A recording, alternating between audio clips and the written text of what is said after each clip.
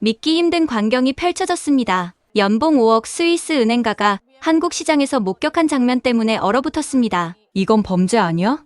더 충격적인 건 한국인들은 아무렇지 않게 생각한다는 것입니다. 그녀가 찍은 영상은 불과 3일 만에 전 세계 2,300만 뷰를 기록하며 난리가 났습니다. 스위스에서 이러면 국가 비상사태, 해외 네티즌들의 댓글이 폭주하고 있습니다. 심지어 이 일로 그녀는 3년 전 그 한국 남자와는 절대 결혼하지 마 라고 딸에게 했던 말을 철회하고 사과 편지까지 썼다고 합니다. 과연 스위스 은행가가 한국 시장에서 충격에 빠진 이유가 뭘까요? 저는 스위스 취리히에 사는 안나 브루너라고 합니다.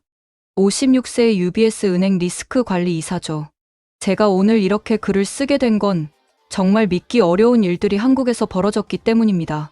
사실 저는 그 일이 있기 전 한국이라는 나라를 증오했어요. 제가 사랑하는 딸을 뺏어간 나라였거든요. 2024년 10월 15일 새벽 3시 30분. 스위스의 차가운 가을 밤이었죠. 저희 집은 취리히 외곽의 고급 아파트인데 은행 금고처럼 철저한 보안 시스템을 갖추고 있어요. 지문 인식, 홍채 스캔, 24시간 경비까지. 제 직업이 직업이다 보니 보안에는 특히 민감했거든요. 갑작스럽게 울리는 전화벨 소리에 잠에서 깨어났습니다. 처음에는 꿈인 줄 알았어요. 누가 이런 시간에 전화를 하겠어요? 하지만 벨소리는 계속 울렸고 저는 부스스한 머리를 털며 급하게 침실에 전화기로 달려갔습니다. 심장이 이미 빠르게 뛰고 있었어요. 새벽 전화는 대부분 좋지 않은 소식이거든요. 전화기 화면에 뜬 이름을 보는 순간 제 온몸이 얼어붙었습니다. 소피, 제 딸이었어요. 엄마. 전화기 너머로 들려온 목소리는 평소에 밝은 소피가 아니었습니다. 떨리고 울먹이고 있었어요. 엄마, 저 병원에 입원했어요. 아기가 위험할 수도 있대요. 그 순간 제 세상이 무너지는 것 같았습니다. 뭐라고? 무슨 일이야? 자세히 말해봐. 갑자기 배가 너무 아프고 출혈이 있어서. 임신 7개월인데 조산 위험이 있대요. 시어머니가 도와주시는데 엄마가 너무 보고 싶어요. 딸의 목소리가 점점 작아졌습니다. 전화기를 쥔 제 손이 덜덜 떨렸어요. 그 순간 3년 전의 기억이 쓰나미처럼 밀려왔습니다. 한국 남자랑 결혼한다고? 절대 안 돼. 제가 얼마나 크게 소리쳤던가요. 문화가 너무 달라. 언어도 다르고 음식도 다르고 너 고생할 거야. 하지만 엄마, 태연이는 정말 좋은 사람이에요. 좋은 사람? 겨우 1년 사귄 것 가지고 뭘 안다고? 스위스 남자와 결혼해야 안전해. 같은 문화권이어야 행복할 수 있어. 제 편견은 그보다 더 심했습니다. 한국? 아직도 개발도상국 아니야? 여자 인권도 낮고 시댁 문화도 복잡하고 너 거기 가서 시집살이 하면서 살 거야? 심지어 저는 결혼식에도 가지 않았습니다. 제 딸의 결혼식이에요. 평생 단 한 번뿐인 그 순간에 엄마가 없었다니. 남편 토마스가 혼자 다녀왔죠. 돌아와서 그는 조용히 말했습니다. 안나, 우리가 틀렸어. 태연이는 정말 좋은 청년이야. 소피를 진심으로 사랑하고 있어. 하지만 저는 귀를 막았습니다. 제 편견의 벽은 너무나 높았거든요. 그 후 3년 동안 소피와의 연락은 뜸했습니다. 명절 때나 생일 때 짧은 안부 전화 정도였죠. 제가 먼저 벽을 쌓았으니 당연한 결과였습니다. 그런데 지금 제 딸이 위험한 상황에서 엄마를 찾고 있었습니다. 소피야, 엄마가 지금 바로 갈게. 걱정하지 마. 다 괜찮을 거야. 제 목소리는 떨렸지만 최대한 침착하게 말했습니다. 전화를 끊고 나서 토마스를 깨웠어요. 여보, 소피가. 우리 딸이 위험해. 토마스는 즉시 일어났습니다. 그리고 단호하게 말했죠. 당장 한국으로 가자. 우리는 급하게 짐을 쌌습니다. 노트북을 켜서 가장 빠른 비행기를 검색했어요. 다행히 아침 8시에 취리히에서 인천으로 가는 직항이 있었습니다. 비행기 표를 예약하면서 저는 계속 자책했습니다. 내가 왜 그렇게 편견에 사로잡혀 있었을까? 왜 딸의 선택을 믿어주지 못했을까? 토마스가 제 어깨를 감싸며 말했어요. 지금이라도 늦지 않았어. 우리가 잘못했지만 이제부터라도 좋은 부모가 되면 돼. 하지만 죄책감은 쉽게 사라지지 않았습니다. 공항으로 가는 택시 안에서 저는 소피의 사진을 꺼내봤어요. 결혼식 사진이었는데 토마스가 혼자 찍어온 것이었죠. 한복을 입은 소피는 정말 아름다웠습니다. 그 옆에 선태연이라는 청년도 단정하고 신뢰감 있어 보였어요. 두 사람의 행복한 미소가 제 가슴을 더욱 아프게 했습니다. 내가 그 자리에 있었어야 했는데, 비행기 안에서 12시간은 마치 120시간처럼 느껴졌습니다. 한 시간마다 시계를 확인했지만 시간은 정말 더디게 갔어요. 소피는 괜찮을까? 아기는 무사할까? 혹시 내가 도착하기 전에 무슨 일이라도 생기면. 온갖 불안한 생각들이 머릿속을 가득 채웠습니다. 토마스는 제 손을 꼭 잡아주었어요. 소피는 강한 아이야. 분명 잘 견디고 있을 거야. 그래도 불안은 가시지 않았습니다. 제가 3년 동안 딸에게 얼마나 차갑게 대했는지 그 시간들이 주마등처럼 스쳐갔거든요. 엄마가 필요할 때 곁에 없었구나. 임신해서 힘들 때도, 입덧으로 고생할 때도, 아기 용품을 준비할 때도, 다른 엄마들은 딸과 함께 했을 텐데. 눈물이 났습니다. 하지만 비행기 안에서 울 수는 없었어요. 옆자리 승객들이 볼까봐 고개를 창문 쪽으로 돌렸죠. 드디어 인천공항에 도착했을 때 제 다리는 후들거렸습니다. 입국장을 나서자마자 한국인 청년 하나가 우리에게 다가왔어요. 어머님, 아버님이시죠? 저 김태연입니다. 순간 제 심장이 멎는 것 같았습니다. 3년 만에 처음 보는 사위였거든요. 아니, 정확히는 처음 보는 거였죠. 결혼식에도 가지 않았으니까요. 태연은 피곤해 보였지만 정중하게 인사했습니다. 어머님, 아버님, 먼 길 오시느라 고생하셨습니다. 소피는 지금 안정을 찾았어요. 걱정 마세요. 그 말에 조금 안심이 되었지만 동시에 더 미안해졌습니다. 3년 동안 차갑게 대했던 며느리가 어려운 상황에서도 우리를 기다리고 있었다니. 공항에서 병원까지 가는 차 안은 조용했습니다. 어색한 침묵이 흘렀죠. 그때 태연이 먼저 말을 꺼냈어요. 소피가 매일 어머님, 아버님 이야기를 해요. 특히 어머님 요리가 그립다고. 스위스식 감자 요리를 해달라고 자주 말하곤 했죠. 제 눈시울이 뜨거워졌습니다. 저도 처음엔 서운했어요. 하지만 이해합니다. 외국인과 결혼하는 딸이 걱정되셨겠죠. 부모 마음은 다 똑같으니까요. 태연의 말에는 원망이 없었습니다. 오히려 우리를 이해하려는 마음이 느껴졌어요. 소피는 정말 좋은 사람이에요. 제가 평생 아끼고 사랑할게요. 어머님, 아버님도 이제는 편하게 생각해 주세요. 그 순간 제 편견의 벽이 와르르 무너지는 것 같았습니다. 병원에 도착했을 때 제 심장은 미친 듯이 뛰고 있었어요. 과연 딸은 어떤 마음으로 저를 기다리고 있을까요? 3년 만에 재회가 이런 상황에서 이루어지다니. 병실 문 앞에서 잠시 망설였습니다. 들어갈 용기가 나지 않았거든요. 하지만 태연이 조용히 문을 열어주었습니다. 어머님, 소피가 기다리고 있어요. 병실 문이 열리는 순간 저는 숨이 멎는 것 같았습니다. 침대에 누워있는 소피의 모습이 보였어요. 창백한 얼굴, 하지만 여전히 아름다운 제 딸이었습니다. 엄마. 소피가 저를 보자마자 눈물을 흘렸습니다. 저도 더 이상 참을 수 없었어요. 소피야, 미안해. 정말 미안해. 저는 딸에게 달려가 꼭 안았습니다. 3년 만에 포옹이었죠. 엄마가 와줘서 정말 고마워요. 보고 싶었어요. 소피의 목소리는 여전히 약했지만 저를 원망하는 기색은 전혀 없었습니다. 토마스도 딸의 손을 잡으며 말했어요. 우리 딸, 많이 힘들었지? 이제 엄마 아빠가 왔으니까 걱정하지 마. 병실에는 또 한 분이 계셨습니다. 50대 후반으로 보이는 단정한 여성이었죠. 안녕하세요. 태연이 어머니입니다. 시어머니였어요. 저는 어색하게 인사를 했습니다. 안녕하세요. 그동안 소피를 돌봐주셔서 감사합니다.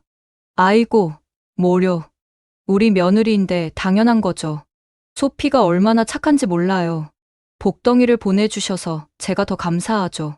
시어머니의 따뜻한 말에 또 눈물이 났습니다. 제가 3년 동안 품었던 편견이 얼마나 어리석었는지 깨달았거든요. 의사 선생님이 들어와서 상태를 설명해 주셨어요. 다행히 위험한 고비는 넘겼습니다. 하지만 조산 위험이 있으니 절대 안정을 취하셔야 해요. 앞으로 2, 3주는 입원하셔야 할 것 같습니다. 2, 3주. 하지만 저는 이미 마음의 결정을 내렸습니다. 제가 곁에 있을게요. 회사는 휴가를 내면 되니까. 소피가 놀란 눈으로 저를 봤어요. 엄마, 정말 UBS 은행에서 그렇게 오래 휴가를 낼 수 있어? 너보다 중요한 건 없어. 이제야 깨달았지만 며칠이 지나고 소피의 상태가 안정되자 그녀가 조심스럽게 제안했습니다. 엄마, 병원 음식만 먹으니까 좀 그래. 시장에 가서 과일이라도 사올래? 한국 과일 정말 맛있거든. 시장, 대형마트 아니고? 아니, 재래시장이 훨씬 신선하고 좋아. 우리 집 근처에 통인시장이라고 있는데 거기가 정말 좋아. 저는 솔직히 재래시장이라는 곳이 낯설었습니다. 스위스에서는 모든 것이 깔끔하게 포장된 슈퍼마켓에서만 장을 봤거든요. 토마스가 걱정스럽게 물었어요. 시장이 안전한가? 우리가 가도 되는 곳인가? 태연이 웃으며 대답했습니다. 걱정 마세요, 아버님. 한국 시장은 정말 안전해요. 오히려 재미있으실 거예요. 다음 날 아침, 저희는 태연의 안내로 통인시장으로 향했습니다. 병원에서 시장까지 가는 길에 태연이 이런저런 설명을 해주었어요. 한국의 재래시장은 단순히 물건을 사고 파는 곳이 아니에요. 사람들이 만나고 소통하는 공간이죠. 어머님도 한번 경험해 보시면 좋아하실 거예요. 하지만 저는 여전히 반신반의했습니다. 과연 얼마나 특별하길래? 시장 입구에 도착했을 때 저는 일단 활기찬 분위기에 놀랐습니다. 아침부터 많은 사람들이 오가고 있었고 상인들의 호객 소리가 정겹게 들려왔어요. 어서 오세요. 싱싱한 과일 있어요. 오늘 들어온 생선이에요. 스위스의 조용한 슈퍼마켓과는 완전히 다른 분위기였죠. 그런데 시장 안으로 들어서는 순간 저는 완전히 얼어붙고 말았습니다. 제 눈앞에 펼쳐진 광경이 도저히 믿기지 않았거든요. 이게 뭐지? 길바닥에 그것도 아무런 보안 장치 없이 고급 과일들이 산더미처럼 쌓여 있었습니다. 한 송이에 5만 원이 넘는 샤인머스켓이 그냥 상자째로 놓여 있었어요. 스위스에서는 이런 고급 포도는 반드시 냉장 진열대 안에, 그것도 개별 포장해서 팔거든요. 도난 방지 태그는 기본이고요. 태연아, 이거 이렇게 놔둬도 되는 거야? 제가 황당한 표정으로 물었더니 태연이 웃으며 대답했습니다. 네, 어머님. 여기서는 이게 일상이에요. 아무도 훔쳐가지 않아요. 토마스도 충격을 받은 표정이었어요. 아무도 안 훔쳐간다고? 그게 가능한가? 우리 부부는 서로를 바라보며 할 말을 잃었습니다. 더 놀라운 건 그 다음이었어요. 금은방이 있었는데 정말 길거리 노점에서 금목걸이와 반지를 팔고 있었습니다. 아무런 보안 요원도 유리 케이스도 없이 그냥 진열대에 올려놓고요. 이건 정말 말이 안 돼. 제가 중얼거렸습니다. 스위스에서 제가 일하는 UBS 은행만 해도 수십 개의 보안 장치가 있어요. 금고는 물론이고 일반 사무실조차 3중 보안이 기본이죠. 그런데 여기서는 수백만 원짜리 금부치가 그냥 길거리에? 도둑은 어떻게 막아요? CCTV는 어디 있죠? 보험은 드러났겠죠? 제가 연달아 질문을 쏟아냈지만 태연은 그저 온화하게 웃을 뿐이었습니다. 어머님, 한국에서는 서로를 믿어요. 그 신뢰가 최고의 보안이죠. 신뢰가 최고의 보안이라니. 리스크 관리가 직업인 저로서는 도저히 이해할 수 없는 개념이었습니다. 토마스가 한숨을 쉬며 말했어요. 내가 운영하는 보안 회사가 여기서는 필요 없겠네. 이런 걸 보면 우리가 뭘 하고 있는 건지 모르겠어. 정말 그랬습니다. 우리가 스위스에서 그토록 중요하게 여기는 보안 시스템이 여기서는 전혀 필요 없어 보였으니까요. 하지만 이건 시작에 불과했습니다. 시장을 더 둘러보면서 저는 계속해서 놀라운 광경들을 목격했습니다. 한과일 가게 앞을 지나가는데 주인 아주머니가 손님에게 이렇게 말하는 거예요. 먼저 맛보고 사세요. 그러면서 샤인머스켓을 한 알 따서 건네줬습니다. 저는 깜짝 놀랐어요. 스위스에서는 시식도 직원이 정해진 분량만 나눠주는데 여기서는 손님이 직접 따서 먹어도 된다는 거였거든요. 이러다가 다 먹어버리면 어떡해요? 제가 걱정스럽게 물었더니 과일 가게 아주머니가 웃으며 대답했습니다. 그런 사람 없어요. 한두 알 먹어보고 맛있으면 사가고 아니면 안 사면 되죠. 서로 믿으니까 가능한 거예요. 서로 믿으니까 가능하다. 이 말이 계속 제 머릿속을 맴돌았습니다. 더 충격적인 건 생선 가게였어요. 커다란 수조에 살아있는 물고기들이 팔딱팔딱 뛰고 있었는데 가격표를 보니 킹크랩 한 마리가 15만 원이었습니다. 그런 비싼 해산물이 그냥 야외 수조에 있었어요. 누구나 손을 넣을 수 있는 곳에요. 저 킹크랩이 정말 15만 원이에요? 네, 어머님. 러시아산 킹크랩이라 비싸요. 하지만 정말 맛있어요. 그런데 이렇게 보안도 없이 누가 가져가면 어떡해요? 생선가게 사장님이 제 말을 듣고 호탕하게 웃었습니다. 아주머니, 여기서 장사한 지 20년인데 그런 일 한 번도 없었어요. 손님들이 더 정직해요. 그러면서 놀라운 이야기를 들려주었습니다. 오히려 가끔 실수로 거스름 돈을 더 드리면 꼭 돌아와서 돌려주고 가세요. 어제도 할머니 한 분이 5천 원 더 받았다고 돌려주러 오셨어요. 저는 할 말을 잃었습니다. 스위스에서는 계산대에서 동전 하나까지 정확히 확인하고 영수증도 꼼꼼히 체크하는데 여기서는 그런 철저함이 없어도 모든 게 잘 돌아가고 있었어요. 떡볶이 가게를 지나가다가 또 한 번 놀랐습니다.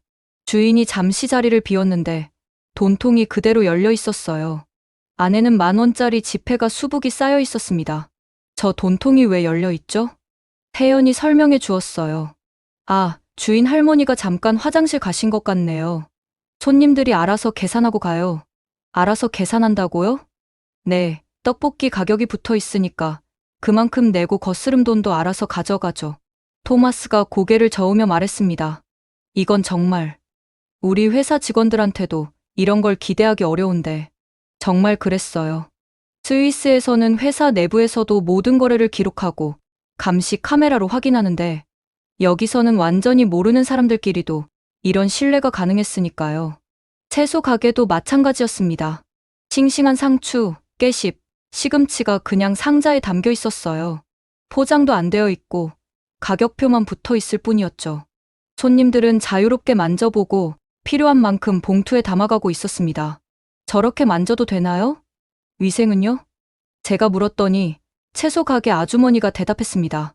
다들 깨끗한 손으로 고르세요. 그리고 매일 새로 들어오니까 신선해요. 그때 한 손님이 상추를 고르다가 실수로 몇 장을 떨어뜨렸어요. 그런데 그 손님이 직접 주워서 버려진 상추는 따로 모아놓는 통에 넣더군요. 죄송해요, 아주머니. 괜찮아요. 조심해서 고르세요. 이런 사소한 배려와 양심이 시장 곳곳에서 보였습니다. 시장 한가운데에는 작은 분식집이 있었는데 거기서 가장 충격적인 장면을 봤어요. 벽에 이런 메모가 붙어 있었거든요. 돈이 부족하신 분은 다음에 주셔도 됩니다. 배고프신 분은 무료입니다. 저는 눈을 비비고 다시 읽어봤습니다. 분명히 그렇게 쓰여 있었어요. 이게 무슨 뜻이죠? 분식집 사장님이 설명해 주셨어요. 가끔 돈이 모자란 학생들이나 어려운 분들이 오세요. 그럴 때는 그냥 드시라고 해요. 나중에 형편이 되면 갚으러 오시고 못 갚으셔도 괜찮아요. 그럼 손해보시는 거 아니에요? 이상하게 다들 꼭 갚으러 와요. 어떤 분은 몇 년 후에 찾아와서 그때 못 갚은 거 갚겠다고 하시더라고요. 사람을 믿으면 사람들도 그 믿음에 보답해요. 저는 정말 할 말을 잃었습니다. 스위스에서는 신용카드도 없으면 물건을 살 수 없는데 여기서는 외상도 가능하고 심지어 무료로 주기도 한다니. 토마스가 작은 목소리로 말했어요. 우리가 스위스에서 자랑스러워하던 시스템이 사실은 서로를 믿지 못해서 만든 거였나? 그 말이 전곡을 찔렀습니다. 우리가 그토록 완벽하다고 생각했던 스위스의 시스템이 사실은 불신을 전제로 한 것이었다는 걸 깨달았거든요. 시장을 한 바퀴 돌고 나니 제 머릿속이 완전히 혼란스러워졌습니다. 평생 리스크 관리를 하면서 믿지 말고 검증하라는 원칙으로 살아왔는데 여기서는 검증하지 말고 믿어라가 원칙인 것 같았어요. 과일을 사면서도 계속 놀랄 수밖에 없었습니다. 사과 5개 주세요. 제가 말하자 과일 가게 아주머니가 6개를 담아주었어요. 하나 더 드릴게요. 덤이에요. 아니, 괜찮아요. 5개만. 에이, 멀리서 오신 손님인데 하나 더 드셔야죠. 맛있게 드세요. 이런 덤 문화도 신기했습니다. 정확한 개수, 정확한 무게로만 거래하는 스위스와는 완전히 달랐으니까요. 돌아가는 길에 태연이 물었어요. 어머님, 한국 시장 어떠셨어요? 저는 한참을 말이 없다가 겨우 대답했습니다. 솔직히, 충격이에요. 제가 알던 세상과는 완전히 다른 세상 같아요. 처음엔 다들 그래요. 하지만 익숙해지면 이런 분위기가 정말 좋아요. 병원으로 돌아가는 차 안에서 저는 계속 생각했습니다. 어떻게 이런 사회가 가능하지? 정말 아무도 훔쳐가지 않을까? 이게 지속 가능한 시스템일까? 의무는 꼬리에 꼬리를 물었지만 한 가지 확실한 건 있었어요. 제 눈앞에서 본 것은 분명 현실이었고 실제로 작동하고 있는 시스템이었다는 것. 병실에 돌아와서 소피에게 과일을 깎아주면서 저는 오늘 경험을 이야기했어요. 정말 놀라웠어. 어떻게 저런 게 가능하니? 소피가 미소를 지으며 말했습니다. 엄마, 그게 바로 한국이에요. 저도 처음엔 놀랐지만 이제는 이런 문화가 너무 좋아요. 하지만 그때 병실 문을 열고 누군가 들어왔습니다. 금발의 백인 여성이었는데 저희를 보더니 반갑게 인사했어요. 오, 혹시 유럽에서 오셨어요? 그 여성과의 만남이 제 생각을 또 한 번 뒤흔들어 놓을 줄은 그때는 전혀 예상하지 못했습니다. 그 여성은 자신을 잉그리드 밀러라고 소개했습니다. 독일에서 온 45세의 주부로 남편이 삼성전자에 파견 나와서 3년째 한국에 살고 있다고 했어요. 같은 병원에 입원해 있다가 유럽 분들이 오셨다는 얘기를 듣고 찾아왔어요. 반가워요. 잉그리드는 우리와 같은 아파트에 산다고 했습니다. 타국에서 같은 유럽인을 만나니 반가운 마음이 들었죠. 커피 한잔 하실래요? 병원 카페테리아에 괜찮은 곳이 있어요. 소피가 괜찮다고 해서 저희는 잉그리드와 함께 카페테리아로 갔습니다. 처음에는 서로의 고향 이야기, 한국 생활 적응기 같은 가벼운 대화를 나눴어요. 그러다가 제가 오늘 시장에서의 경험을 이야기했죠.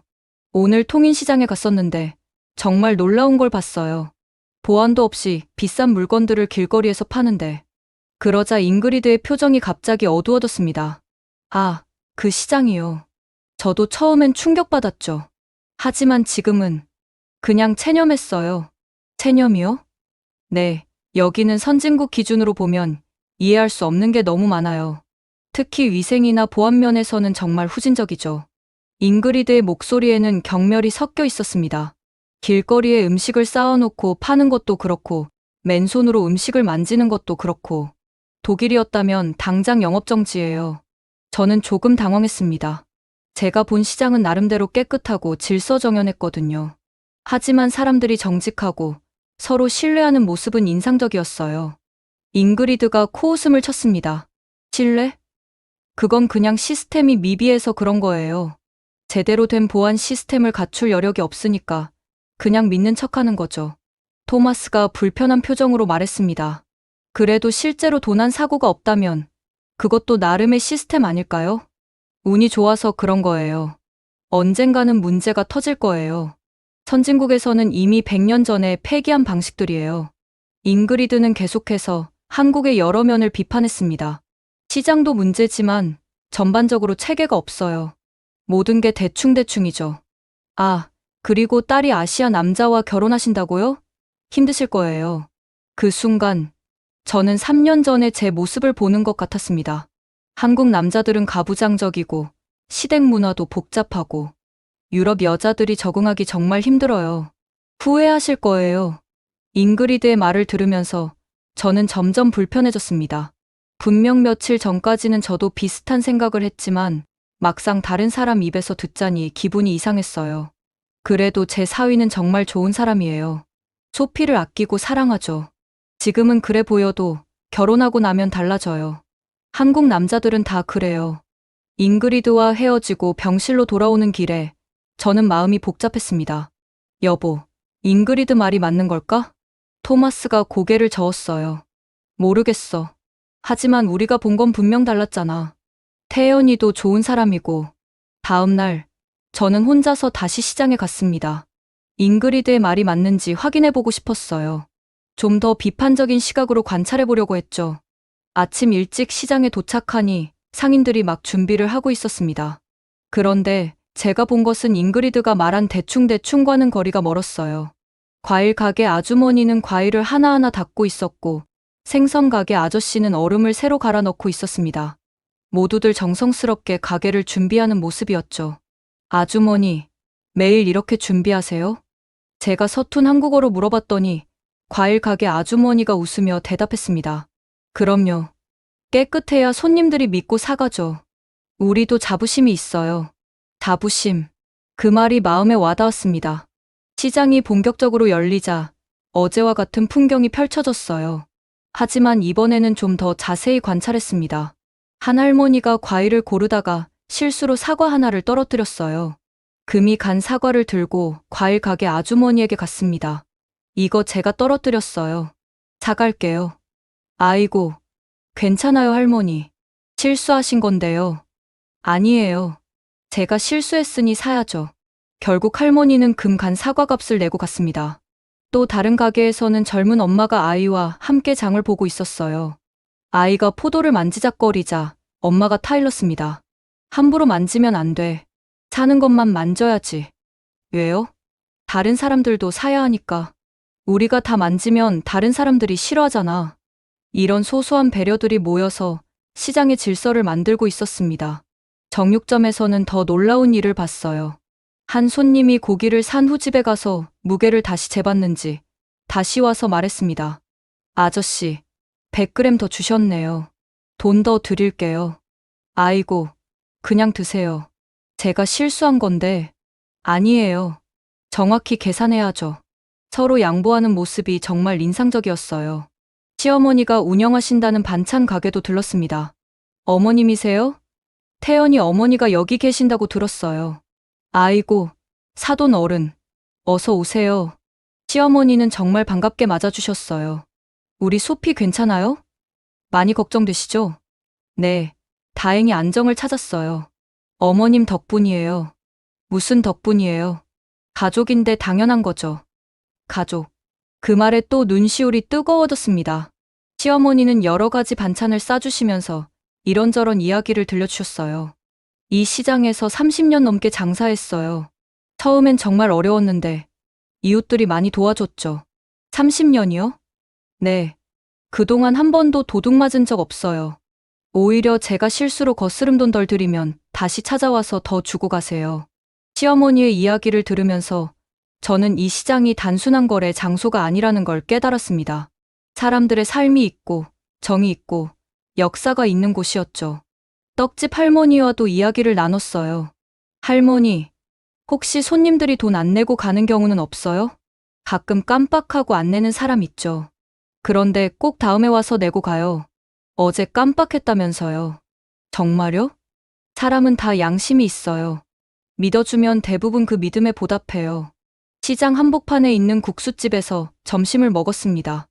6,000원짜리 잔치국수였는데 양도 푸짐하고 맛도 좋았어요. 그런데 더 놀라운 건 벽에 붙은 메모였습니다. 김치 더 필요하시면 말씀하세요. 공짜입니다. 스위스였다면 김치 하나도 추가 요금을 받았을 텐데. 국수집 사장님께 여쭤봤어요. 김치를 공짜로 더 주시면 손해 아니에요? 김치 좀 더 먹는다고 망하지 않아요. 손님들이 맛있게 드시는 게 더 중요하죠. 식사를 마치고 나오는데 한 할아버지가 국수집 사장님께 말씀하시는 걸 들었어요. 사장님, 오늘은 돈이 모자라서 다음 주에 연금 나오면 드릴게요. 아이고, 괜찮아요, 어르신. 그냥 드세요. 아니야, 꼭 갚을게.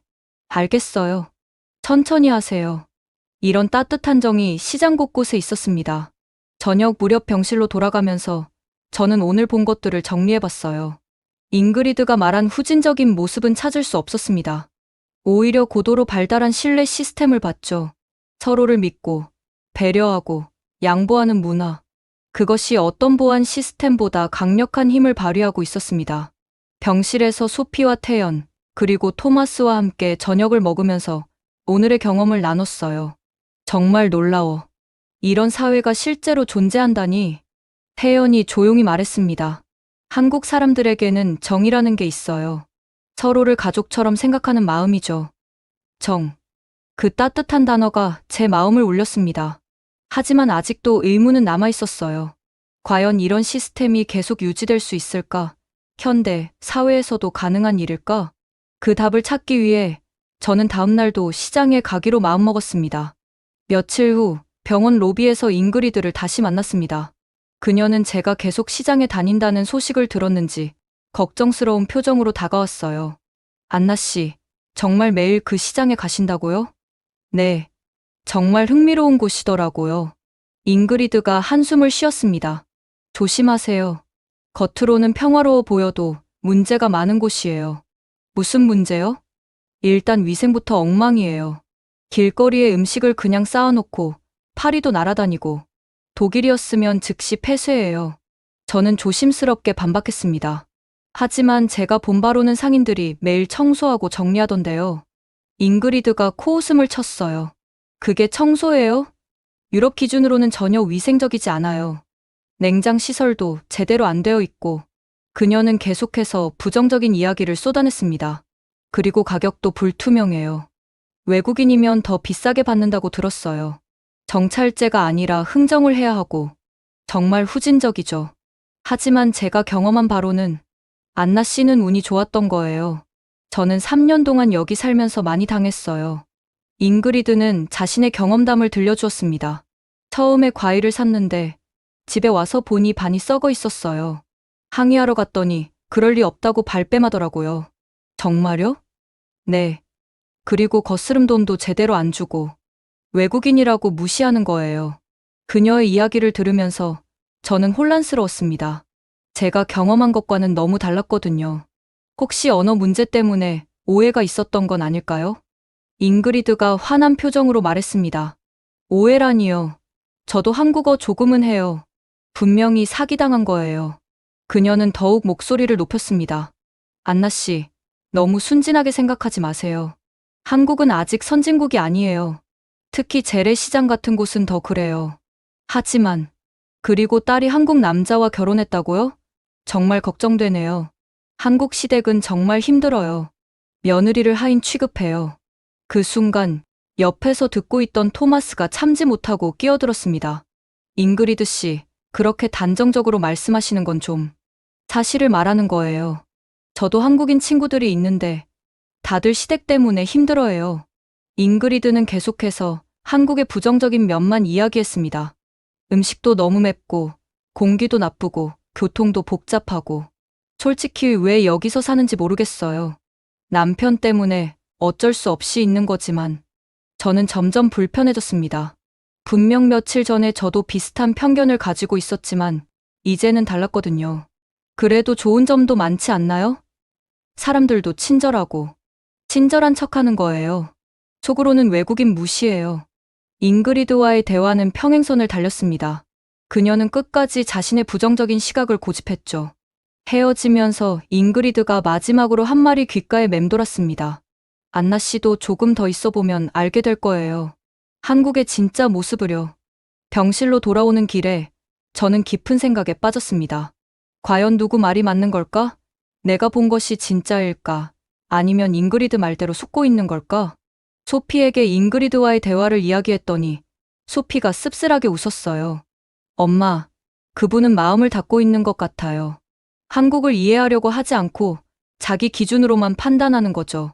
하지만 3년이나 살았다고 하던데 30년을 살아도 마음을 닫으면 아무것도 안 보여요. 엄마는 며칠 만에 많은 걸 보셨잖아요. 태연도 조용히 말을 보탰습니다. 편견을 가지고 보면 나쁜 것만 보이는 법이에요. 열린 마음으로 보면 좋은 것도 보이고요. 그날 밤 저는 잠을 이루지 못했습니다. 잉그리드의 말도 완전히 무시할 수는 없었어요. 혹시 제가 너무 긍정적으로만 보고 있는 건 아닐까? 다음날 아침 저는 결심했습니다.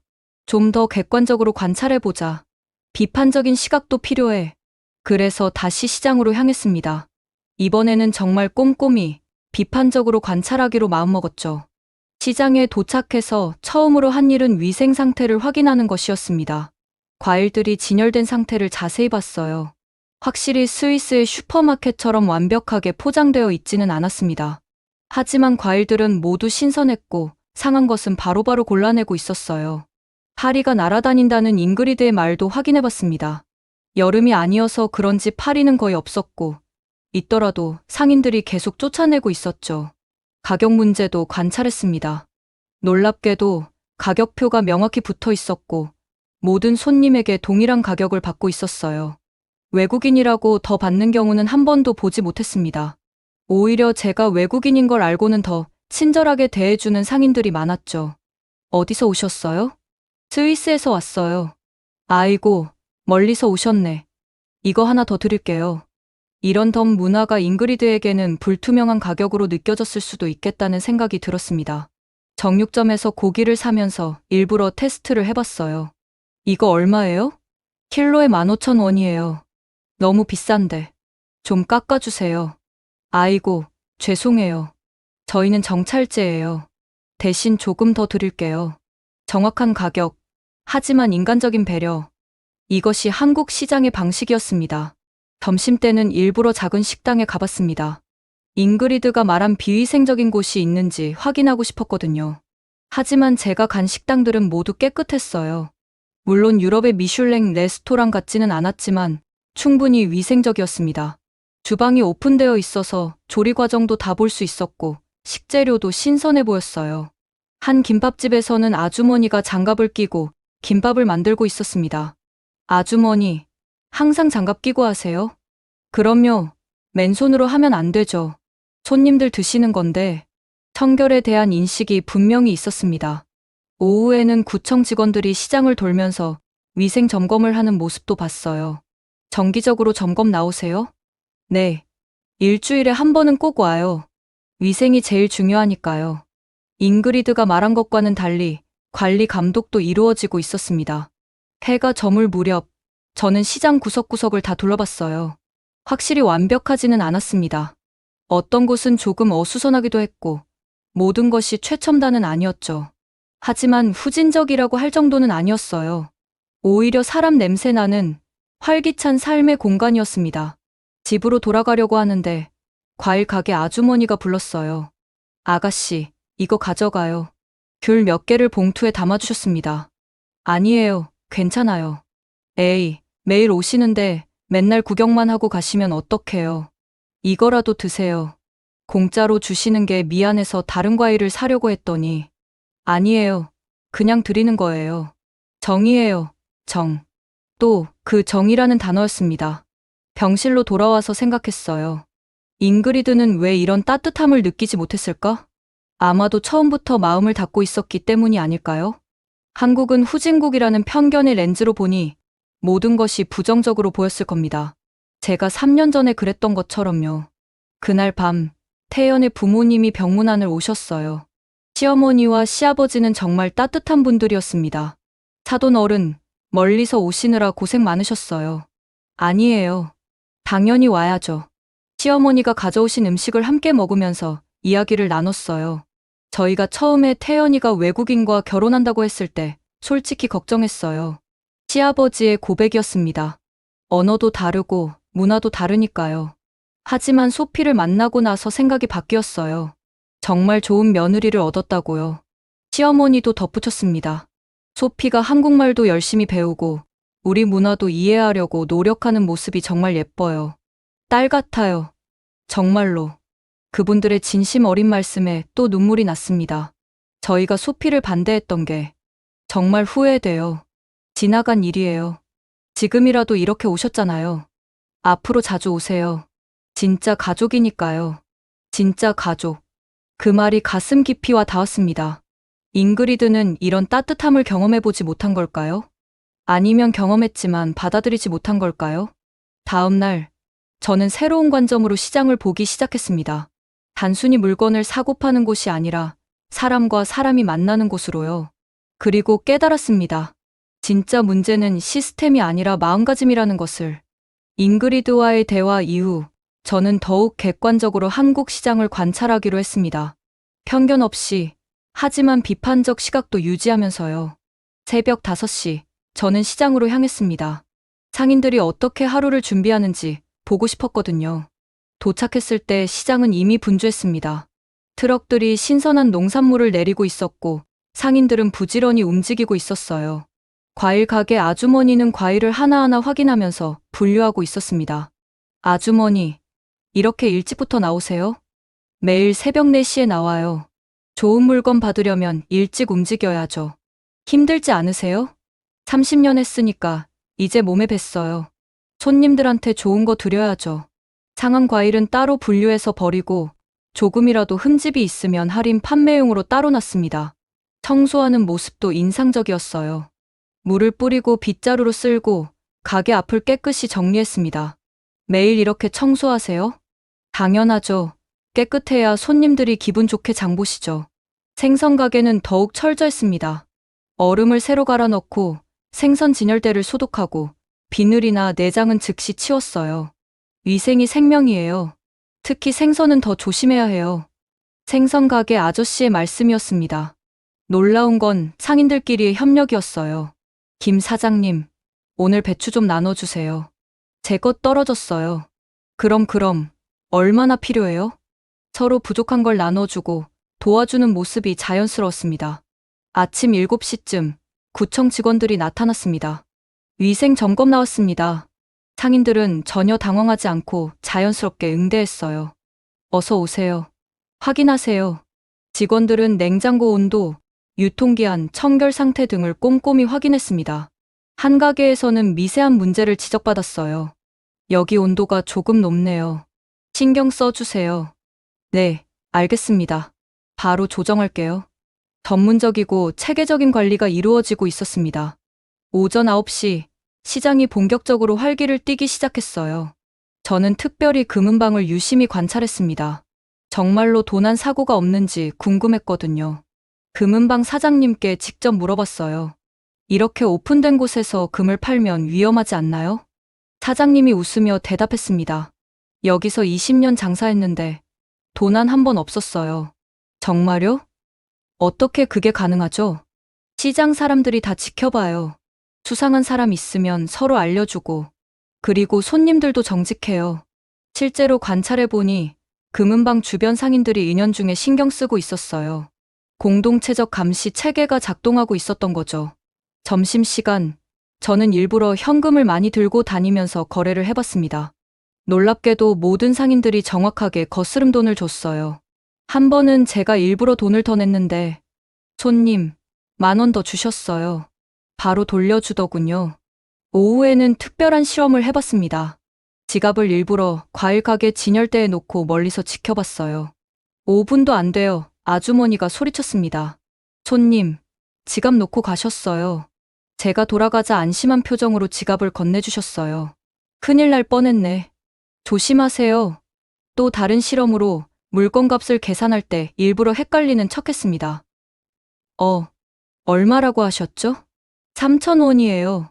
정확한 가격을 다시 말해주고 영수증까지 써주려고 했어요. 떡볶이 가게에서는 정말로 주인이 없을 때 손님들이 어떻게 하는지 관찰했습니다. 한 학생이 떡볶이를 먹고 돈을 내는데 거스름 돈을 정확히 가져가더군요. 심지어 동전이 모자라자 옆 가게에서 바꿔서 정확한 금액을 넣고 갔습니다. 저녁 무렵, 저는 하루 종일의 관찰을 정리했습니다. 시장은 분명 최첨단은 아니었어요. 하지만 나름의 질서와 시스템이 있었고, 무엇보다 신뢰라는 보이지 않는 그물망이 전체를 감싸고 있었습니다. 시장을 나서려는데 반찬 가게를 운영하시는 시어머니를 만났어요. 어머님, 하루 종일 시장에 계셨네요? 네. 좀 더 자세히 보고 싶어서요. 어떠셨어요? 정말 놀라워요. 이런 곳이 존재한다는 게. 시어머니가 미소를 지으셨습니다. 처음엔 다들 놀라요. 하지만 이게 우리 방식이에요. 서로 믿고 사는 거죠. 스위스에서는 상상도 못할 일이에요. 각 나라마다 다른 방식이 있는 거겠죠. 우리는 이렇게 살아왔어요. 집으로 돌아가는 길에 태연에게 물었어요. 정말 사고가 한 번도 없었을까요? 전혀 없다고는 못하죠. 하지만 정말 드물어요. 그리고 생기더라도 대부분 실수인 경우가 많고요. 어떻게 이게 가능하죠? 한국 사람들에게는 체면이라는 게 있어요. 남에게 손가락질 받는 걸 수치스럽게 여기죠. 그래서 양심을 지키려고 해요. 체면 문화가 일종의 사회적 규제 역할을 한다는 설명이었습니다. 병실에 돌아와서 토마스와 이야기를 나눴어요. 여보, 오늘 하루 종일 관찰했는데 정말 놀라워. 우리가 스위스에서 기계적 시스템으로 해결하는 걸 여기서는 실내로 해결하고 있어.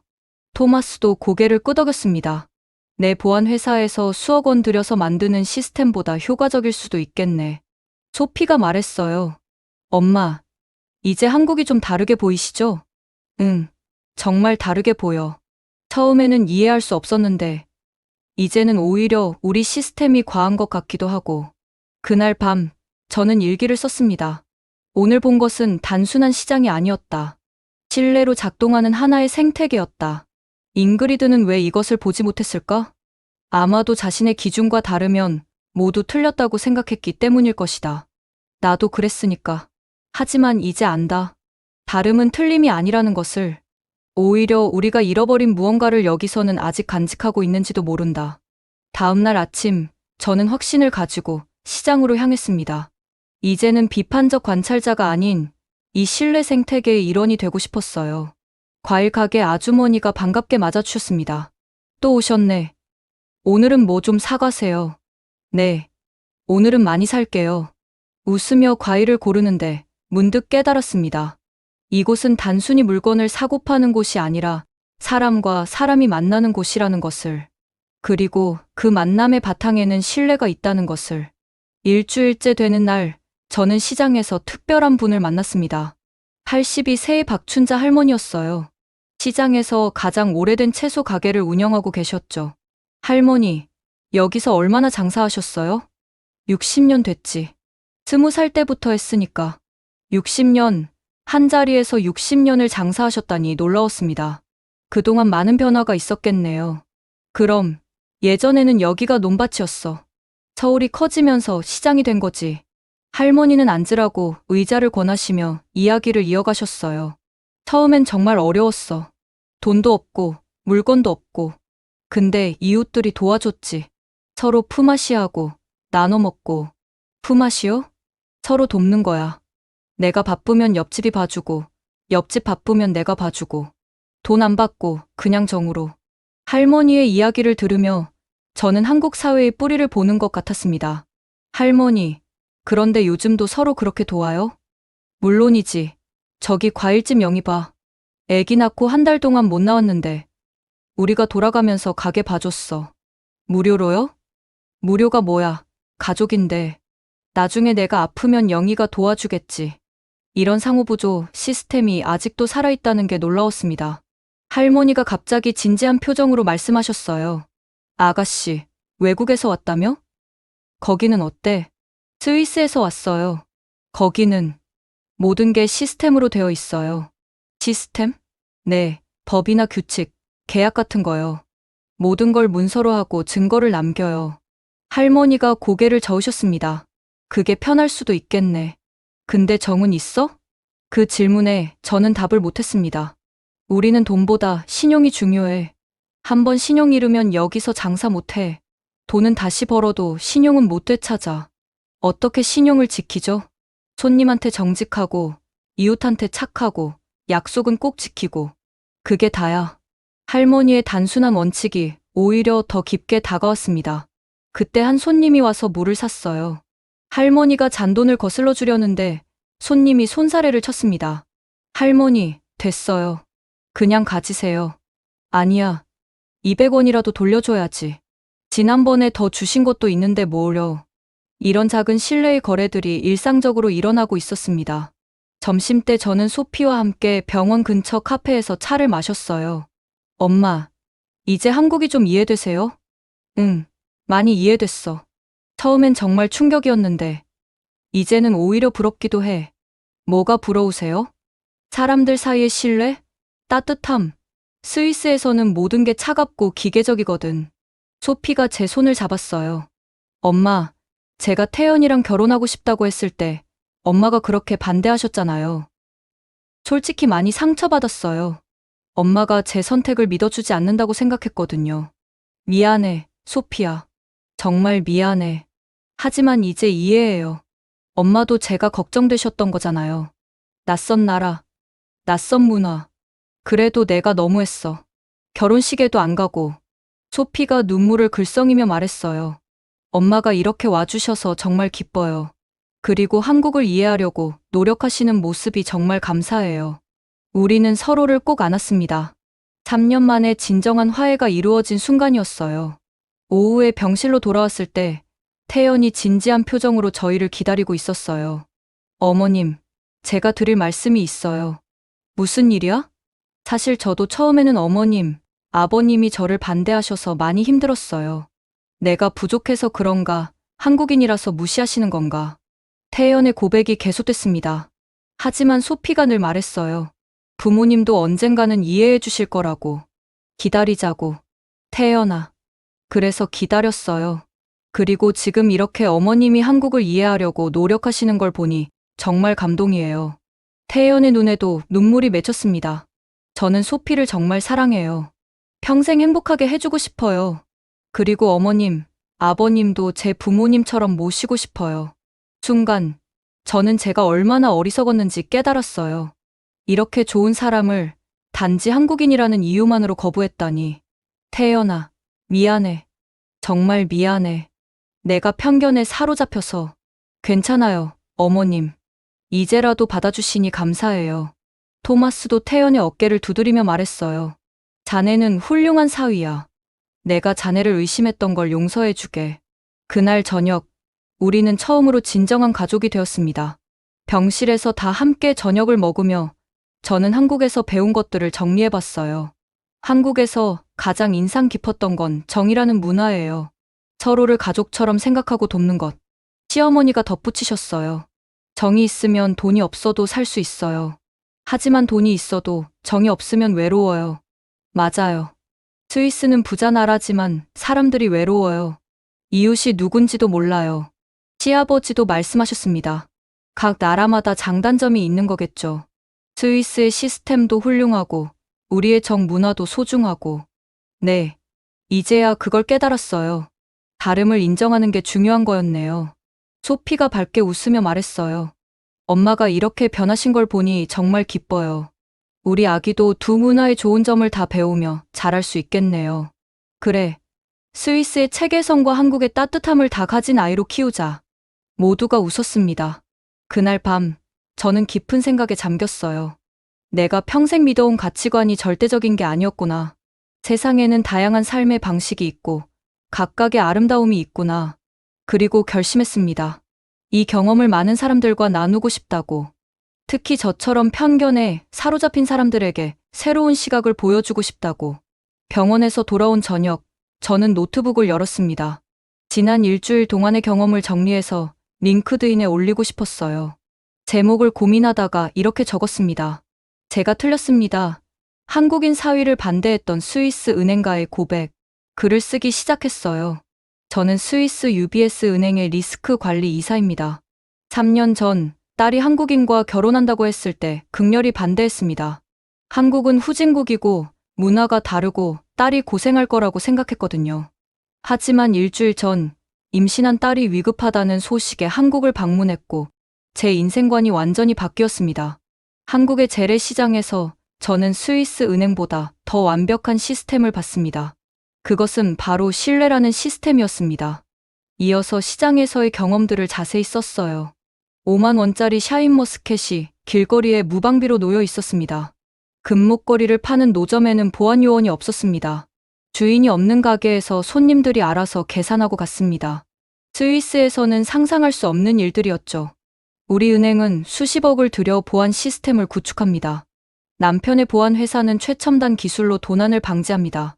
하지만 한국 시장은 그 어떤 기계도 없이 오직 사람들 간의 신뢰만으로 완벽하게 작동하고 있었습니다. 글을 쓰면서도 다시 한번 놀라움을 느꼈어요. 더 놀라운 건 제가 만난 사위였습니다. 제가 3년 동안 거부했던 그는 누구보다 따뜻하고 책임감 있는 사람이었습니다. 저는 깨달았습니다. 제가 가진 편견이 얼마나 어리석었는지를.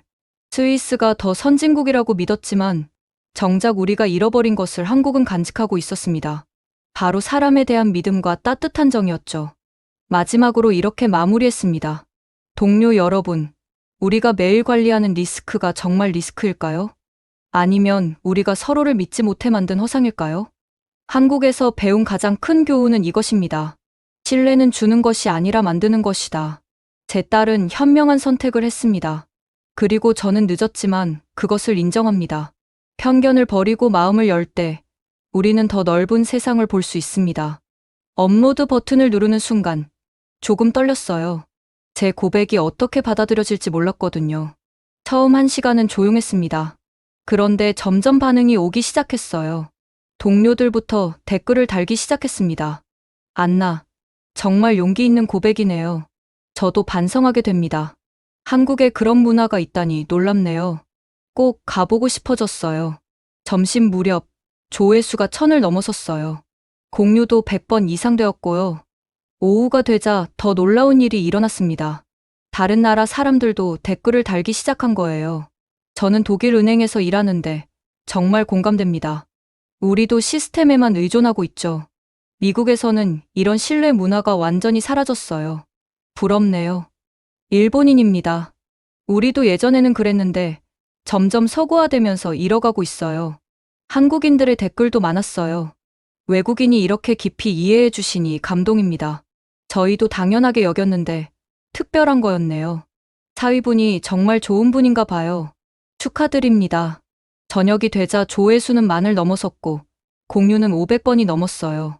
토마스가 놀라워했습니다. 와, 이렇게 반응이 클 줄 몰랐네. 다음날 아침 더 놀라운 일이 일어났어요. BBC에서 이메일이 왔습니다. 안나 브루너 씨, 당신의 이야기를 취재하고 싶습니다. 인터뷰가 가능하신가요? 이어서 CNN, 파이낸셜 타임스 등에서도 연락이 왔어요. 심지어 한국의 KBS에서도 연락이 왔습니다. 어머님의 이야기가 한국에서도 화제입니다. 인터뷰를 요청드립니다. 태연이 통역을 도와주겠다고 했어요. 첫 인터뷰는 BBC와 했습니다. 브루너 씨, 스위스의 금융 전문가로서 한국의 신뢰 경제를 어떻게 평가하시나요? 수치로 계산할 수 없는 가치가 있다는 걸 배웠습니다.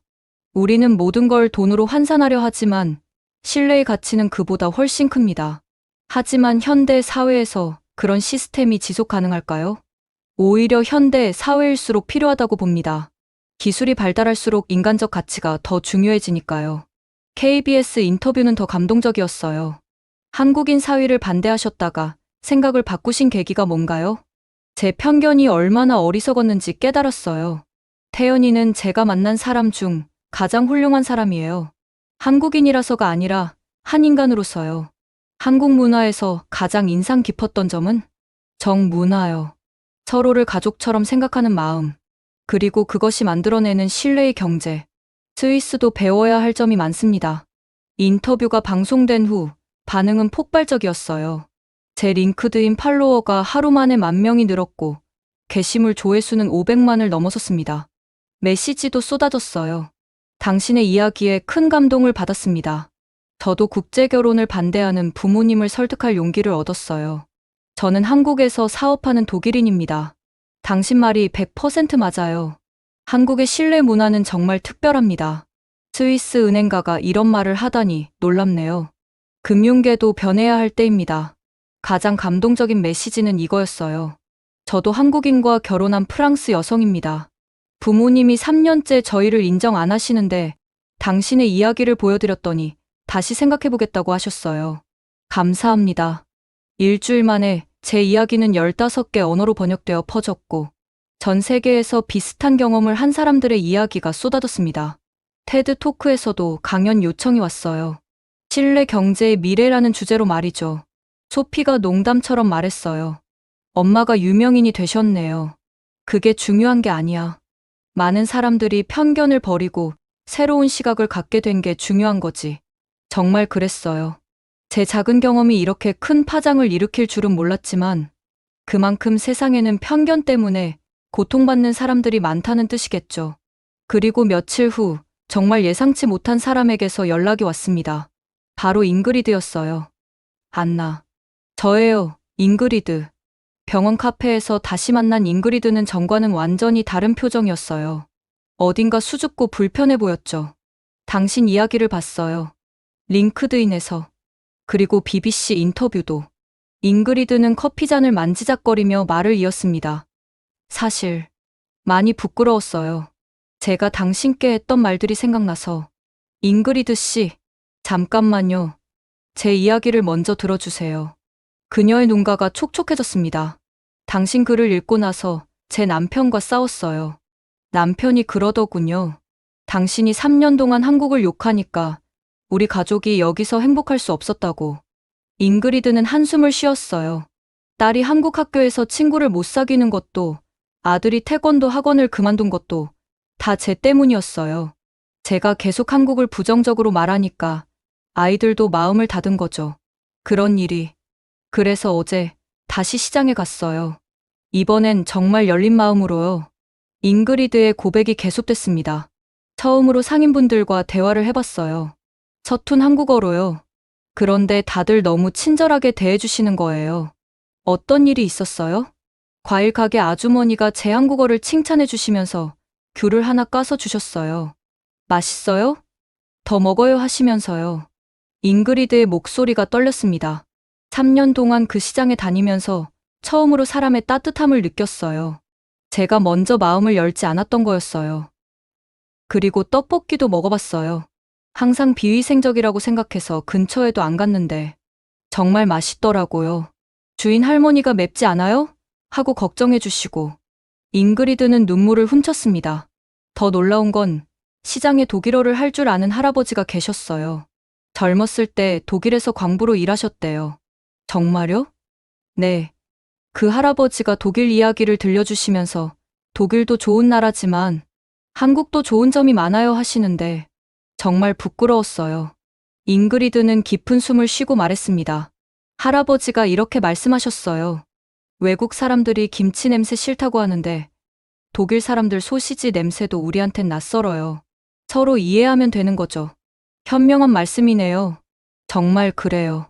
제가 3년 동안 이해하려고 노력하지 않았던 거예요. 그냥 독일 기준으로만 판단했죠. 잉그리드는 결심한 듯이 말했습니다. 안나, 미안해요. 당신에게 부정적인 말만 했던 것. 그리고 고마워요. 당신 덕분에 제가 깨달았어요. 아니에요. 저도 처음엔 그랬어요. 이제부터라도 달라지려고요. 아이들에게도 한국의 좋은 점을 알려주고 한국 친구들도 사귀게 하고. 그때 잉그리드의 핸드폰이 울렸어요. 딸이었죠. 엄마, 나 한국 친구 집에 놀러 가도 돼? 잉그리드가 놀란 표정으로 물었어요. 한국 친구? 누구? 수빈이. 같은 반 친구야. 엄마가 한국 좋다고 했잖아. 잉그리드가 미소를 지으며 대답했습니다. 그럼 가도 되지. 재미있게 놀고 와. 전화를 끊고 잉그리드가 말했어요. 어제 저녁에 아이들에게 사과했어요. 엄마가 틀렸다고. 한국은 좋은 나라라고. 아이들 반응이 어땠어요? 처음엔 믿지 않더라고요. 그런데 제가 시장에서 찍은 사진들을 보여주고 할아버지 이야기를 들려주니까 눈을 반짝이더군요. 잉그리드는 가방에서 뭔가를 꺼냈어요. 시장에서 산 떡이었습니다. 이거 드셔보세요. 인절미라고 하던데 정말 맛있어요. 우리는 함께 떡을 먹으며 웃었습니다. 안나, 한 가지 더 고백할 게 있어요. 뭔데요? 사실 제 딸도 한국에 대해 관심이 많아요. K-팝도 좋아하고 한국 드라마도 보고. 그런데 제가 계속 말렸어요. 공부에 방해된다고. 그랬군요. 이제는 응원하려고요. 딸이 한국 문화를 좋아한다면 그것도 좋은 거잖아요. 오히려 한국어도 배우게 하려고요. 잉그리드의 변화는 정말 놀라웠어요. 참, 내일 시장에 같이 가실래요? 제가 알게 된 좋은 가게들을 소개해드리고 싶어요. 정말요? 좋아요. 다음 날, 잉그리드와 함께 시장에 갔습니다. 놀랍게도 그녀는 이제 시장 지리를 저보다 더 잘 알고 있었어요. 여기 반찬 가게 김치가 정말 맛있어요. 처음엔 너무 맵다고 생각했는데, 이제는 없으면 허전해요. 하, 정말요? 그리고 저기 생선 가게 아저씨는 독일 축구 팬이에요.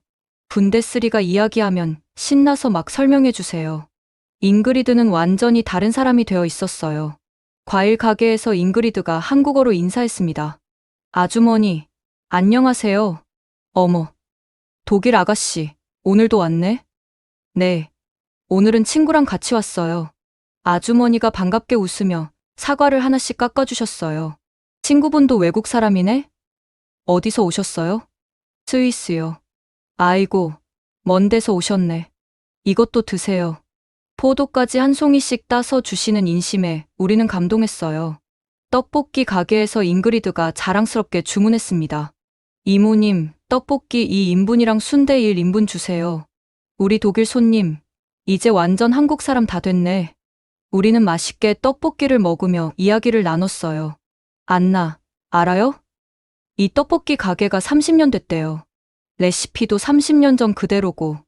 와, 대단하네요. 독일에서는 미슐랭 스타를 받으려고 난리인데 여기는 그냥 맛있으면 손님이 알아서 찾아와요. 이게 진짜 맛집이죠. 잉그리드의 말에 깊이 공감했어요. 시장을 나오면서 잉그리드가 진지하게 말했습니다. 안나, 정말 고마워요. 당신이 아니었다면 저는 계속 편견 속에 살았을 거예요. 우리 모두 배우는 거죠. 맞아요. 그리고 이제 알았어요. 다름은 틀림이 아니라는 것. 오히려 다름에서 배울 점이 더 많다는 것. 헤어지면서 잉그리드가 말했습니다. 제 딸이 나중에 한국 남자와 결혼한다고 해도 이제는 축복해줄 수 있을 것 같아요. 정말요? 네. 태연 씨 같은 좋은 사람이라면요. 당신이 정말 복 받으셨어요. 집으로 돌아오는 길에 저는 생각했습니다. 한 사람의 변화가 또 다른 변화를 만들어낸다는 것을. 그리고 그 변화의 물결은 계속 퍼져나간다는 것을. 제 작은 깨달음이 잉그리드를 변화시켰고, 잉그리드의 변화가 그녀의 가족을 변화시켰고, 그것이 또 더 많은 사람들에게 영향을 미칠 거라는 것을. 세상은 이렇게 조금씩 나아지는 거겠죠. 서로를 이해하고 다름을 인정하면서. 2, 3주 후 소피가 무사히 퇴원했습니다. 다행히 아기도 건강했고 이제는 집에서 안정을 취하기만 하면 됐어요. 저와 토마스는 스위스로 돌아갈 준비를 했습니다. 하지만 마음은 무거웠어요. 이제 막 진짜 가족이 된 것 같은데 떠나야 한다니. 엄마, 아빠, 자주 오세요. 이제 우리 진짜 가족잖아요. 소피의 말에 눈물이 났습니다. 그럼 석 달에 한 번은 꼭 올게. 아기 태어나면 바로 오고. 인천공항에서 작별 인사를 나누는데 태연이 봉투 하나를 건넸어요. 어머님, 아버님, 이거 비행기에서 읽어보세요. 비행기에서 펼쳐본 편지에는 이렇게 쓰여 있었습니다. 사랑하는 어머님, 아버님께. 처음 뵀을 때의 어색함이 이제는 따뜻한 정으로 바뀌었습니다. 어머님이 한국을 이해하려고 노력하시는 모습에 정말 감동받았습니다. 저도 스위스를 더 알고 싶어졌어요. 소피와 아기, 그리고 저를 믿고 맡겨주세요. 행복한 가정을 만들겠습니다. 곧 스위스에서 뵙겠습니다. 사랑하는 아들, 태연 올림. 토마스도 편지를 읽고는 눈시울을 붉혔어요. 정말 좋은 사위를 얻었어. 그러게. 우리가 왜 그렇게 어리석었을까? 스위스에 돌아온 후 저희의 일상은 완전히 달라졌습니다. 먼저 UBS 은행에서 특별 발표를 하게 됐어요. 제목은 신뢰 경제의 효율성, 한국에서 배운 리스크 관리였죠. 강당에 모인 200여 명의 직원들 앞에서 저는 말했습니다. 우리는 매일 리스크를 계산하고 관리합니다. 하지만 진짜 리스크는 무엇일까요? 서로를 믿지 못하는 것 아닐까요? 한국 시장의 사례를 들려주자 다들 놀라워했어요. 신뢰가 있으면 감시 비용이 필요 없습니다. 보안 시스템도 복잡한 계약서도 필요 없죠. 그것이 얼마나 효율적인지 아십니까? CFO가 손을 들고 질문했습니다. 하지만 브루너 씨, 그건 작은 시장에서나 가능한 일 아닙니까? 국제 금융에서는 불가능하죠. 정말 그럴까요? 우리가 고객을 진정으로 신뢰한다면 그들도 우리를 신뢰할 것입니다. 과도한 서류와 절차가 오히려 불신을 만드는 건 아닐까요? 발표 후 많은 동료들이 찾아와 이야기를 나눴어요. 안나, 내 이야기가 정말 인상적이었어. 우리도 뭔가 바꿔야 할 것 같아. 한편 토마스의 회사에서도 변화가 시작됐습니다. 직원들을 더 신뢰하는 시스템을 도입하려고 해. 감시 카메라를 줄이고 자율 출퇴근제를 시작했어. 어떤 반응이야? 처음엔 걱정했는데 오히려 생산성이 올라갔어. 직원들이 더 책임감을 갖고 일하더라고. 더 놀라운 변화는 우리 동네에서 일어났어요. 제 링크드인 글을 읽은 이웃들이 모여서 신뢰 장터를 만들자고 제안한 거예요. 안나, 당신 이야기에 영감을 받았어요. 우리도 한번 해보면 어떨까요? 처음에는 작게 시작했어요. 토요일 오전, 동네 광장에서 각자 집에서 만든 음식이나 중고 물품을 파는 거였죠. 첫날은 걱정이 많았어요. 현금함을 열어두고 셀프 계산을 하게 했는데 과연 될까 싶었거든요. 하지만 놀랍게도 사람들은 정직했어요. 오히려 거스름 돈을 덜 가져가는 사람들이 많았죠. 이거 너무 맛있어서 더 드릴게요. 한 달 후 신뢰 장터는 동네 명물이 됐어요. 이웃들이 서로 인사하고 대화하고 물건도 교환하고. 전에는 옆집에 누가 사는지도 몰랐는데 이제는 다 알아요. 맞아요. 동네가 정말 따뜻해진 것 같아요. 지역 신문에서도 취재를 왔어요. 브루너 씨, 이 아이디어를 어떻게 생각하게 되셨나요? 한국에서 배웠어요. 신뢰가 만드는 기적을요. 시장은 점점 커졌고 다른 동네에서도 비슷한 시도가 시작됐어요. 물론 모든 게 순조롭지는 않았습니다. 한 번은 누군가가 돈을 내지 않고 물건을 가져간 일이 있었어요. 다들 실망했죠. 역시 안 되는구나. 하지만 다음 주 그 사람이 다시 와서 사과했어요. 죄송해요. 급하게 가느라 깜빡했어요. 이거 2배로 드릴게요. 실수였던 거죠. 그 일 이후로 오히려 사람들이 더 조심하게 됐어요. UBS 은행에서도 작은 변화들이 시작됐습니다. 고객 응대 시 서류를 줄이고 신뢰 기반 프로세스를 도입했어요. 처음엔 반발이 있었지만 고객 만족도가 올라가자 다들 인정했죠. 브루노, 내가 맞았어. 고객들이 오히려 우리를 더 신뢰하게 됐어. 토마스 회사는 더 과감했어요. 제로 감시 존을 만들었습니다. 특정 구역에는 감시 카메라를 아예 설치하지 않고 직원들의 자율에 맡긴 거죠. 처음엔 이사회에서 난리였어. 미쳤냐고. 하지만 3달 후 결과를 보고는 다들 놀랐지. 어떤 결과였어? 도난이나 문제가 전혀 없었어. 오히려 직원들이 더 책임감 있게 행동하더라고. 서로가 서로를 지켜주는 분위기가 생겼어. 이런 변화들이 언론의 주목을 받았어요. 스위스의 부는 신뢰 바람이라는 제목으로 특집 기사가 나왔죠. 6개월 후 놀라운 소식이 들려왔습니다. 취리 시청에서 실내 특고를 시범 운영하기로 했다는 거예요. 특정 구역에서는 규제를 최소화하고 시민들의 자율에 맡기는 실험이었죠. 저는 자문위원으로 참여하게 됐어요. 브루너 씨, 한국의 경험을 공유해 주세요. 어떻게 시작해야 할까요? 작은 것부터요. 그리고 인내심을 가져야 해요. 신뢰는 하루아침에 생기지 않으니까요. 첫 달은 혼란스러웠어요. 규칙에 익숙한 사람들이 갑자기 자유를 주니까 어떻게 해야 할지 몰라 했죠. 하지만 석 달이 지나자 놀라운 일이 일어났어요. 범죄율이 오히려 떨어진 거예요. 서로가 서로를 지켜보니까 오히려 더 안전해진 것 같아요. 주민들의 반응이었습니다. 8개월 후 소피가 아들을 낳았어요. 저희는 바로 한국으로 날아갔죠. 엄마, 아빠, 만나요. 여러분의 손자 레오예요. 레오라니 국제적인 이름이었어요. 한국 이름도 있어요. 태우. 큰 호수처럼 넓은 마음을 가지라고요. 태연의 부모님도 오셨어요. 이제는 정말 한 가족이 된 기분이었죠. 사돈, 스위스도 많이 변했다면서요? 네, 한국에서 배운 덕분이에요. 시어머니가 웃으며 말씀하셨어요. 서로 배우는 거죠. 우리도 스위스의 정확함과 체계를 배워야 해요. 돌잔치는 한국 전통 방식으로 했어요. 레오가 돌잡이에서 붓을 잡자 모두가 박수를 쳤죠. 학자가 되겠네. 스위스와 한국을 잇는 학자가 되길. 돌잔치에 잉그리드 가족도 초대했어요. 그녀의 딸이 한국어로 축하 노래를 불러서 모두를 놀라게 했죠. 우리 딸이 한국어 학원에 다녀요. 내년에는 한국 대학에 교환학생으로 가고 싶대요. 잉그리드가 자랑스럽게 말했어요. 스위스로 돌아온 후 저는 책을 쓰기 시작했어요. 제목은 신뢰의 경제학, 한국 시장에서 배운 미래. 책이 출간되자 많은 나라에서 번역 출판 요청이 왔어요. 특히 일본, 독일, 프랑스에서 큰 반향이 있었죠. 북투어를 하면서 많은 사람들을 만났어요. 다들 비슷한 고민을 하고 있었습니다. 우리 사회가 너무 차가워진 것 같아요.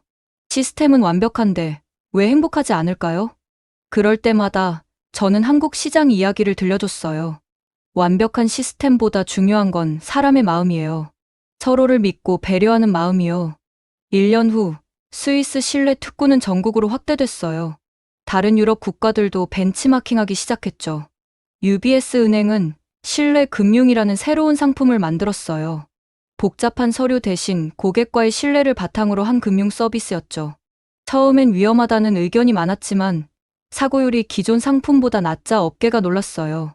신뢰하니까 고객들도 더 책임감을 갖는구나. 토마스의 회사는 이제 신뢰 보안의 선두주자가 됐어요. 기계적 감시보다 인간적 신뢰를 강조하는 새로운 패러다임을 제시했죠. 매년 한국을 방문하면서 저는 계속 배웁니다. 시장은 여전히 활기차고 사람들은 여전히 따뜻해요. 할머니, 또 오셨어요? 이제는 시장 상인들이 저를 알아봅니다. 우리 스위스 할머니, 책 잘 봤어요. 우리 시장 유명하게 만들어줘서 고마워요. 하지만 저는 고개를 저었어요. 제가 뭘 했겠어요. 원래 좋은 곳이었는데 제가 늦게 알아본 거죠. 레오가 5살이 된 2025년 5월, 우리는 가족 모두 한국으로 여행을 왔어요. 통인시장을 구경하는 레오의 눈이 반짝였습니다. 할머니, 여기가 그 유명한 시장이에요? 그래. 할머니가 많은 걸 배운 곳이야. 레오가 과일 가게 앞에서 신기해하며 물었어요. 왜 이모들이 그냥 과일을 줘요? 정이라는 게 있거든. 서로 좋아하는 마음이야. 나도 정 가지고 싶어요. 모두가 웃었어요. 그날 저녁, 온 가족이 모여 저녁을 먹으며 저는 생각했습니다. 편견을 버리고 마음을 열었기에 이 모든 것이 가능했다고. 그리고 이것은 끝이 아니라 시작이라고. 세상은 계속 변하고 있으니까요. 서로를 믿고 이해하는 방향으로. 지금까지 스위스 은행가 안나 씨의 한국 재래시장 이야기를 들어보셨습니다. 한국인 사위를 극도로 반대했던 안나 씨가 재래시장에서 목격한 실내의 경제에 충격을 받고 그 작은 깨달음이 어떻게 큰 변화로 이어졌는지 보셨을 겁니다. 이 이야기가 마음에 드셨다면 좋아요와 구독 부탁드립니다. 그리고 꼭 공유해주세요. 한국의 아름다운 실내 문화를 세계에 알릴 수 있습니다. 여러분의 공유 하나가 누군가의 다친 마음을 열 수 있습니다. 다음에도 더 감동적인 이야기로 찾아뵙겠습니다. 원더풀 해외 사연이었습니다. 감사합니다.